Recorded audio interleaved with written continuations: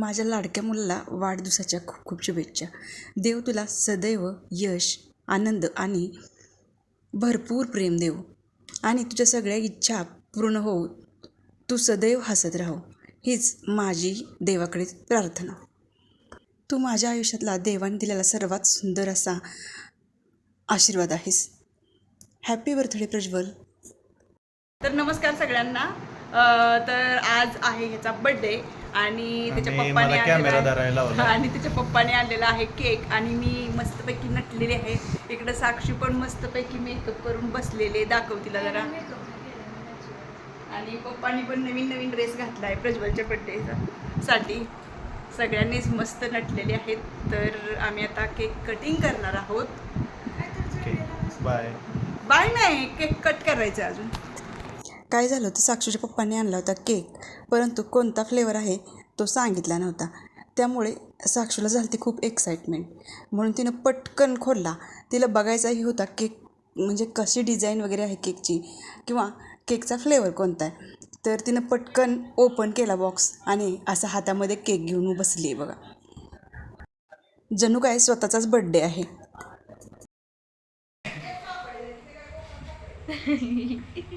काय झालं विषय? पप्पा तर काय आमचं बोलत नाहीत, मौन व्रत धरलंय. तुम्ही लोक बोलताय सर्व, मी काय बोलू? बोलायचं असतं, लोकांना काय वाटेल माहितीये का? हे बोलूच देत नाही ते. काय बोलते? हा, कापू शकतोस.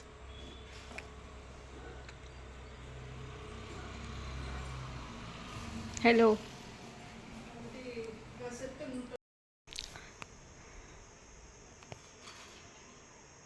इथे आगमन झालेलं आहे. आता इथं ओवाळायचं चालू आहे. टोपी काय घेतलं नाही का डोक्यात? हात ठेवतात. इथं हात ठेवायचं चालू आहे.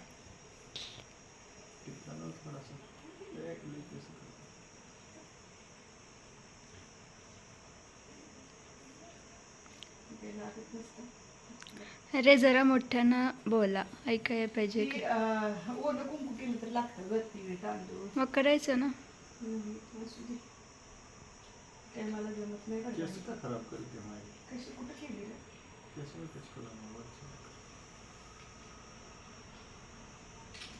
आणि इकडं पप्पा फोटो काढायला लागलेले आहेत.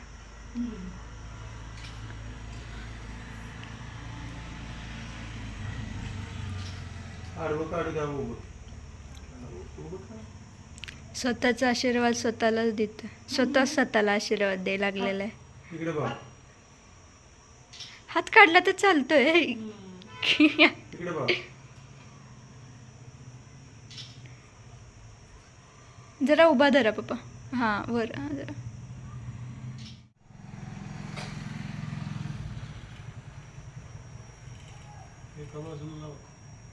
नाही रे, तर असं वाटतंय केसांवर सगळं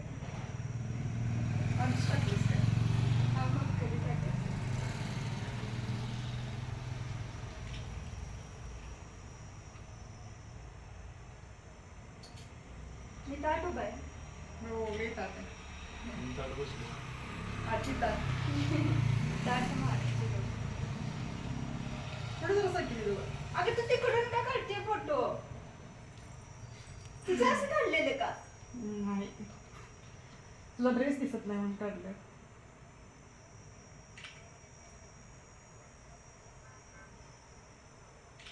दाखव. मान कशाला खाली?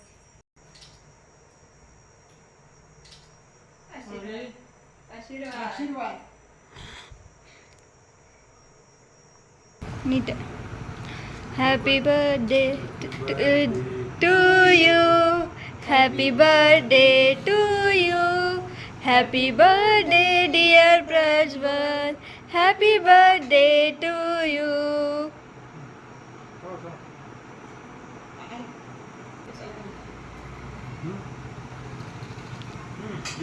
इधर तो सब ही रिकॉर्ड हो रहा है भैया.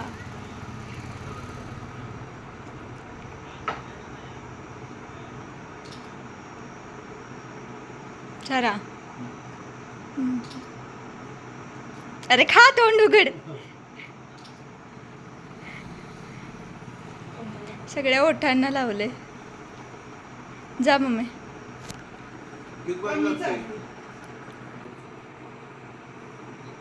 अरे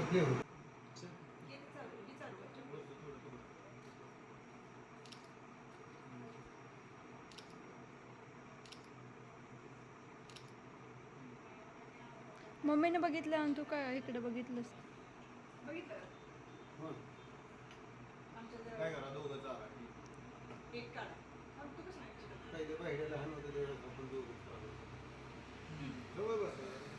थोडं जवळ जवळ बस.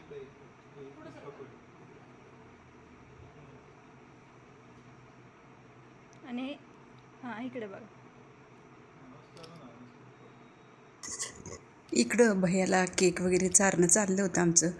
मुलांचा आनंद आईवडिलांमध्ये आणि आईवडिलांचा आनंद नेहमी मुलांमध्ये असतो. आणि साक्षूचं आपलं चाललं होतं फोटो काढायचं. फोटोबरोबर तिचं व्हिडिओही काढायचं चाललं होतं. मग आता बारी होती साक्षूची.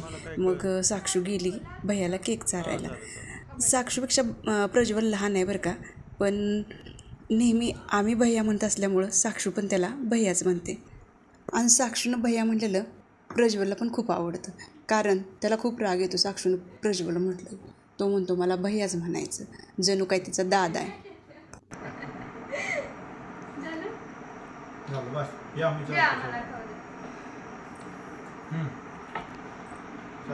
काढ घे पोट.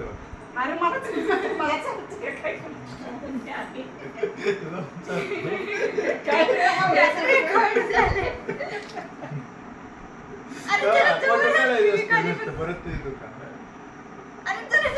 इकडं प्रज्वल म्हणला या केक खायला. मला वाटलं मला चारतोय म्हणून मी गेली, तर हा लागला दीदीला चारायला आणि माझा झाला पचका. हसून हसून लागलं पोटात दुखायला. सरळ बसत इकडे बघ मग.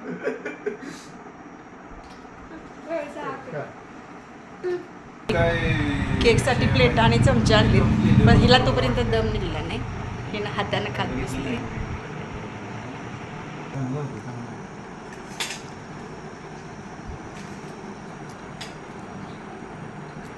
पडते ती.